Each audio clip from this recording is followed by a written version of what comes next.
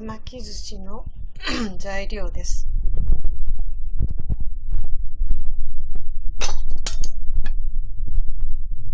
きゅうりの短冊切り、ベビーリーフ、これは赤かいわれ大根のスプラウトで、レタス、それから梅干しの梅肉、そして、わさび醤油からこれはからし明太子です。から納豆からサーモンの刺身です。で、手巻きの海苔で作ったすし酢です。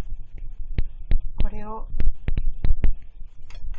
一つ作ってみます。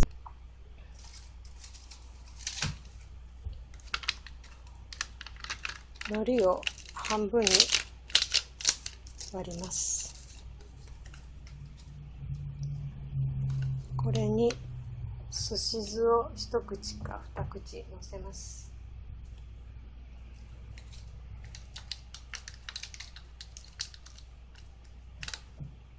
そしてきゅうりをのせ、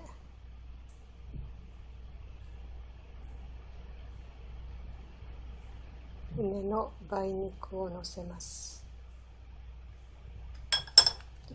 これを手巻きにしていただきます。手巻きにしていただきます。こういうふうにお刺身や納豆、その他もろもろ何でも自分の好みに合わせて巻いていただいていきます。これで手巻きがたくさん楽しめます。